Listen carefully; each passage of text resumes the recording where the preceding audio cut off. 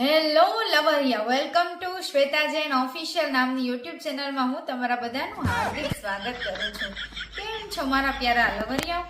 First time double meaning joke સાંભળવા આવ્યા છો તો ચેનલને લાઈક, શેર અને સબસ્ક્રાઇબ કરી દો જલ્દી.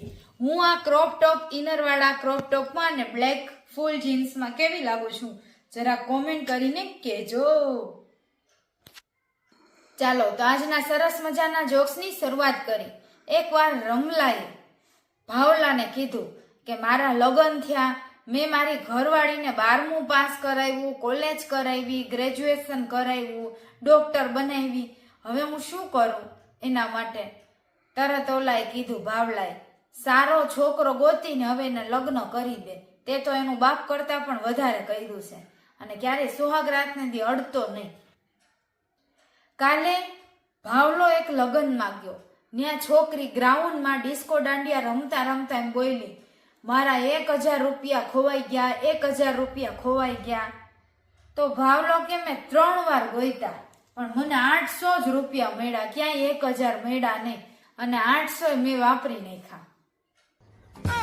એકવાર એક પત્રકાર ભાવલાની ઘરે ગયા અને પૂછ્યું કે તમારા ઘરમાં કોનું ચાલે, તમારી ઘરવાળીનું કે તમારું? તરત ભાવલો કે ઉભા રહ્યો, હું પેલા એને પૂછી આવું.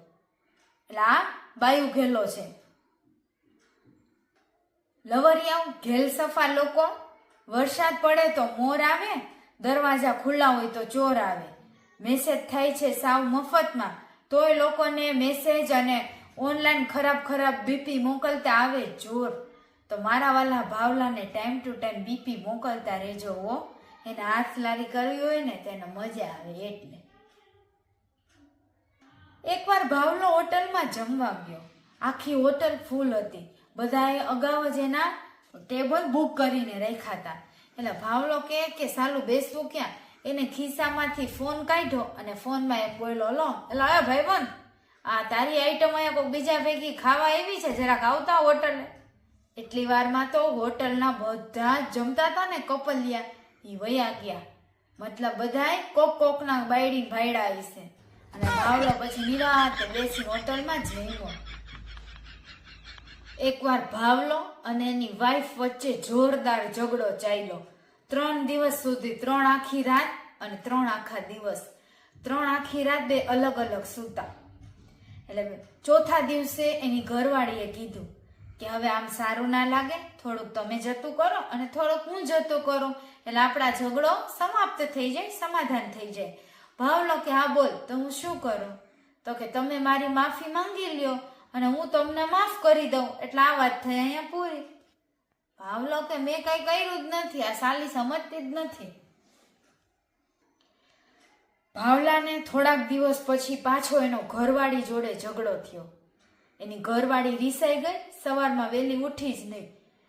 છોકરાનું કાંઈ ટિફિન બનાવ્યું કે ના નવડાવ્યા ના હંગાવ્યા. ભાવલો ઉઠ્યો, એને એના છોકરાઓને યુનિફોર્મ તૈયાર કર્યા, નવડાવ્યા, હંગાવ્યા, પદાવ્યા. પછી સ્કૂલે મૂકવા જતો હતો ને ત્યાં એને સામે રમલો મળ્યો કે પણ છોકરાઓનું તો વેકેશન પડી ગયું છે, તું શું સ્કૂલે મૂકવા આવ્યો? એટલે તારી ઘરવાળી ઉઠી નહીં હોય વહેલા. તરત ભાવલા એના છોકરાઓની રસ્તામાં માર્યા કે તમે તમારી માં જેવા છો, બોલતા નથી કે આજે વેકેશન પડી ગયું છે. એકવાર ટીચરે કીધું ભાવલાને, મંકીનો સ્પેલિંગ બોલ. ભાવલો કે MONKY. ટીચર કે ચોપડીમાં જોઈને બોલ્યો ને? તો ભાવલો કે ના ટીચર, હું તમારી સામે જ જોઈને બોલ્યો, બીજું કાંઈ નહીં. એકવાર ભાવલાની ઘરવાળી ભાવલાને કે તમે જ્યારે રાત્રે દારૂ પીને આવો છો ને ત્યારે મારા બહુ કામમાં આવો છો, રોજ દારૂ પીવાનું ચાલુ રાખો. ભાવલો કે દારૂ પીધા પછી હું એવું તો શું કામ કરું છું?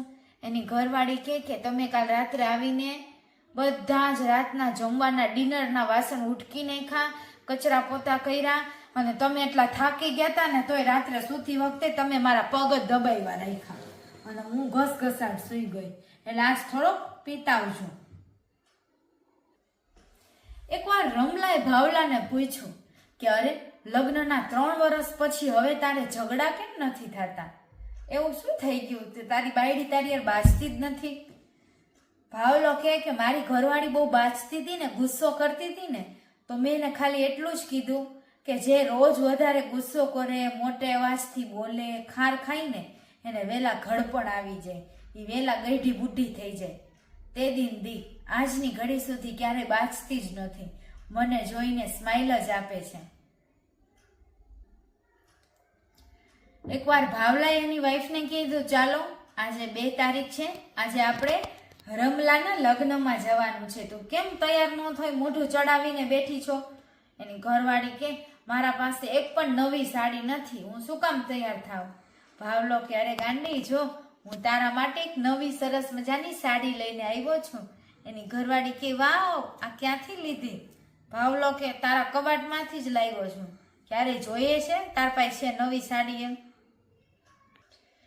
એકવાર છોકરી અચાનક દરવાજો ખોલ્યો અને છોકરો આવ્યો. એટલે છોકરી કે હાય હાય, તું અહીંયા શું કામ આવ્યો?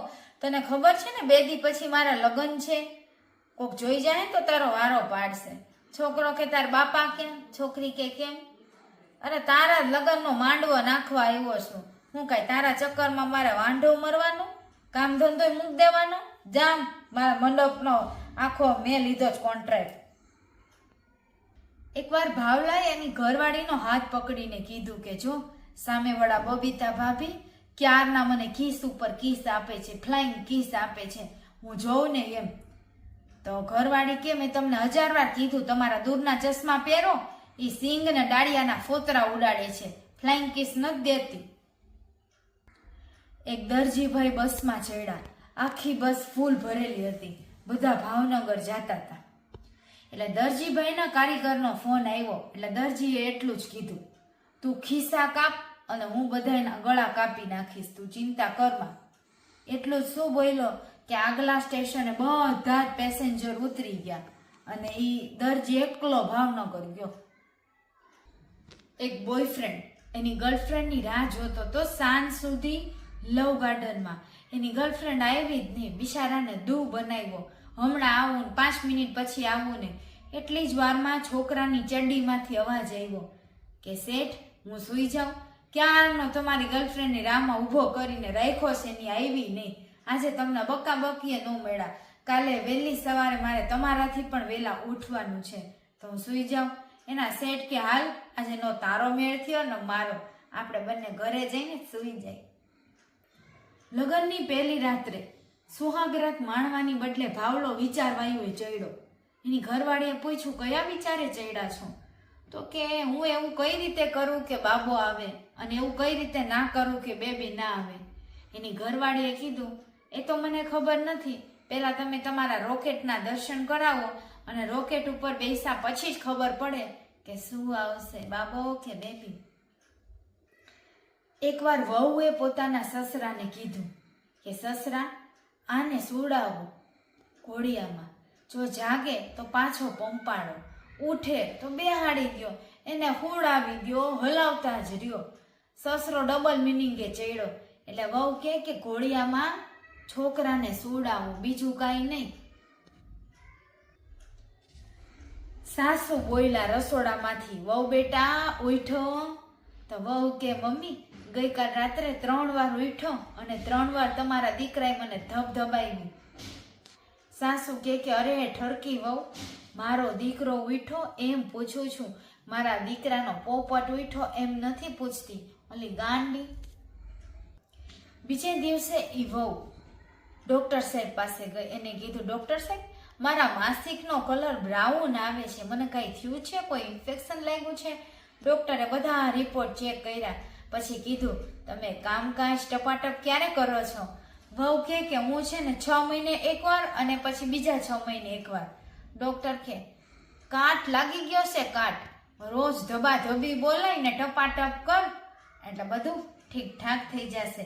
જો તારો ઘરવાળો ના કરી આપે ને તો ક્લિનિકમાં આવજે, કરવાનો ટાઈમ છે બપોરના 2 થી 4. ભાવલો અને એની ઘરવાળી બંને સુહાગરાત મનાવતા હતા. એની ઘરવાળી કે હજી ડાબી બાજુ, હજી જમણી બાજુ, હજી સીધું, હજી બરોબર. તરત ભાવલો બોલ્યો તું અહીંયા મજા માણસ કે મારા પોપટને પાર્કિંગ કરાવસ? ચૂપચાપ સૂતી રહે, આ મામલામાં મને બહુ એક્સપિરિયન્સ છે. આપણા લગ્ન થયા એ પહેલા પણ હું ઘણી જગ્યાએ જાતો હતો. હા લવરિયાઓ, આજના ડબલ મિનિંગ જોક્સ તમને કેવા લાગ્યા?